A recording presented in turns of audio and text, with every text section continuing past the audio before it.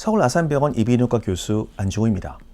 저는 우리나라 국민들의 건강을 위해서 필요하면 의사 숫자가 늘어나야 한다고 생각합니다. 다만 미래를 잘 예측하고 과학적인 근거에 의해서 의사 숫자를 조절해야 하겠죠. 지금까지 제가 개인적으로 하는 발언들이 자칫 제가 근무하는 병원과 대학을 대표하는 듯한 상황이 될까봐 적극적인 의사표명과 동영상 제작을 하지 않았습니다만, 이번 동영상을 통해서 앞으로 의사 숫자가 늘어날 때 어떤 변화가 있을지 간단히 말씀드리겠습니다.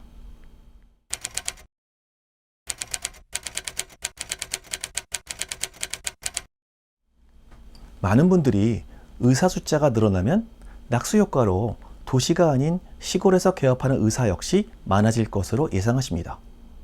24시간 편의점의 예를 들어볼까요? 편의점을 개설하는 것은 자격증이 따로 필요 없고 업장마다 일정한 거리만 지켜진다면 얼마든지 문을 열 수 있습니다. 그런데 시골에 편의점이 서울만큼 많이 있나요? 왜 없죠? 골목골목마다 밀집해서 경쟁이 치열하고 수입도 적은데 낙수 효과로 시골에 가면 되지 않을까요? 문제는 매장을 방문하는 손님의 숫자겠죠. 아무리 몰려 있어도 손님이 많으면 그럭저럭 운영이 되는데 시골 농촌 한복판에 24시간 편의점을 열어도 결국 손님이 없으면 장사가 안 되니까 문을 못 여는 것입니다.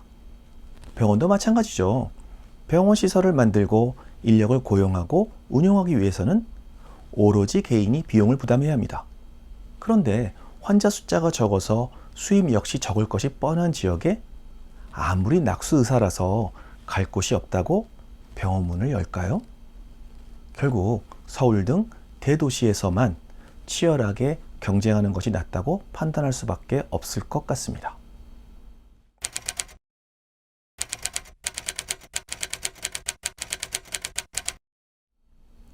출산율 0.6의 대한민국 인구는 감소하고 있습니다. 더불어 의사 숫자가 늘어나면 여유가 생겨서 환자 한 분 한 분 좀 더 꼼꼼히 긴 시간을 들여서 진료할 것으로 기대하시죠. 우리나라 건강보험은 행위별 수가 제도입니다. 즉 환자 한 명을 3분 진료하던 30분 진료하던 똑같은 보험료를 청구받는다는 의미죠. 그래서 우리나라가 OECD 기준 의사 숫자가 부족해도 돈을 많이 벌려고 의사들이 짧은 시간 동안 많은 숫자의 환자 진료를 해왔던 것입니다. 그런데 의사 숫자가 늘어나면 의사 한 명당 진료하는 환자들의 숫자 역시 줄어들겠죠. 예를 들어 하루에 120명을 3분 진료해서 6시간을 근무하고 나머지를 개인 시간으로 활용했던 의사가 60명으로 환자가 줄었을 때 6분 진료해서 여전히 6시간 근무하길 원할까요? 아니면 기존처럼 3분 진료해서 3시간 근무하고 나머지 3시간을 주식 투자 등 다른 일을 하길 원할까요? 어차피 내 손에 들어오는 돈은 같습니다. 물론 시간 들여 친절하게 진료하면 입소문이 나서 환자 숫자가 늘어날 수도 있고 워라밸을 중시하거나 투잡을 원하는 의사도 있겠죠. 이건 의사 개개인의 선택이기 때문에 예측할 수 없긴 합니다.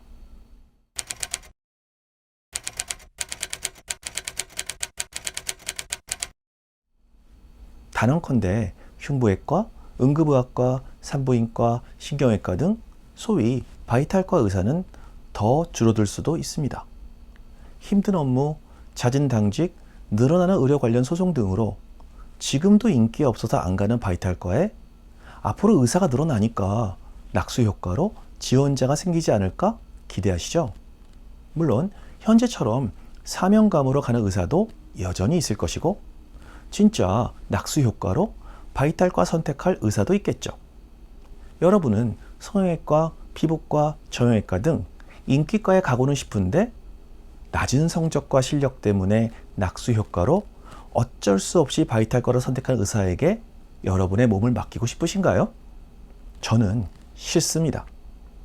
지금도 흉부외과를 전공한 의사가 소송에 시달리다가 개업해서 가슴 성형을 하는 현실에서 도시에서 미용 치료하면서 적당히 벌면서 살 것인지 매일 당직하면서 의료소송에 시달리며 살 것인지 고민할 수밖에 없을 것입니다.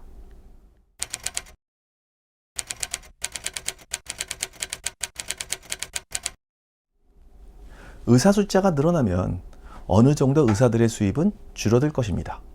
그래서 모든 의사들이 의대 증원을 반대한다고 생각하시나요? 물론 내가 이렇게 고생해서 의사가 되었는데 경쟁자가 늘어나면 싫겠죠. 그렇지만 생각보다 수익이 많이 줄어들진 않을 것입니다. 일부 의사이긴 하겠지만 상당수의 의사들이 줄어든 수익을 보존하기 위해서 예를 들어 기존에 한 달마다 진료하던 환자를 일주일마다 오도록 하고 굳이 해도 그만 안 해도 그만인 약 처방, 검사와 시술을 매번 권유하고 급여가 아닌 비급여 처방 위주로 진료를 하고 실손보험 환자를 우선으로 진료하면서 줄어든 수익을 만회하려고 할 것입니다. 그런 병원은 안 가면 되죠. 그런데 내가 사는 지역 대부분의 병원들이 그렇다면요? 의사 숫자가 늘어났어도 여전히 나에게 맞는 병원을 찾아다녀야 할 수도 있습니다.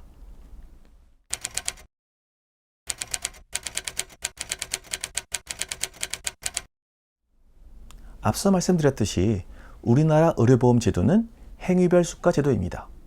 환자 진료를 할 때마다 보험료를 청구받죠. 우리나라 의료의 특징들 중 하나가 한 명의 환자가 같은 질환으로 여러 병원을 돌아다니면서 이른바 닥터 쇼핑을 하고 진료를 받습니다. 그렇기 때문에 늘어난 의사들이 늘어난 진료 숫자만큼 더 많이 의료수가 신청을 하게 될 것이고 의료보험은 빠르게 소진되고 고갈될 것입니다. 결국 감기로 대표되는 대부분의 경증 질환들의 본인 부담률 역시 큰 폭으로 오를 수밖에 없고 의료보험이 보장해주는 진료 영역, 예를 들어 수술에 사용하는 고급 재료들이나 고가의 약품 역시 줄어들기 때문에 어쩔 수 없이 실손보험에 가입해야 그나마 제대로 된 치료를 받게 될 수도 있습니다. 지금도 의료보험료를 내는 젊은 인구는 줄어들고 혜택을 받는 노령 인구는 늘어나서 빠르게 줄어드는 의료보험이 제가 아플 때까진 남아있기를 바랍니다.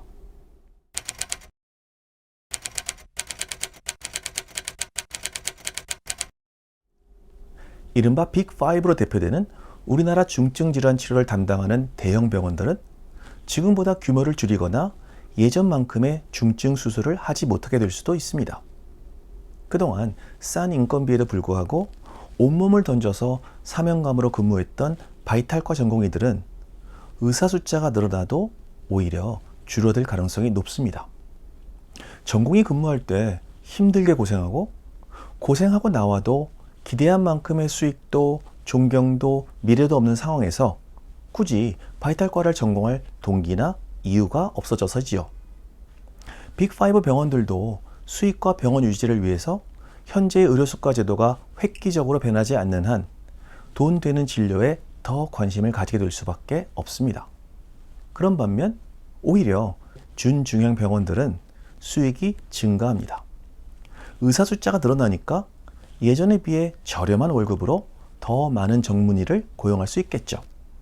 또한 준중형 병원은 규제가 적기 때문에 돈 못 버는 과 대신 의료사고 적게 나고 높은 수익을 올리는 과들 위주로 병원을 설계할 수 있습니다.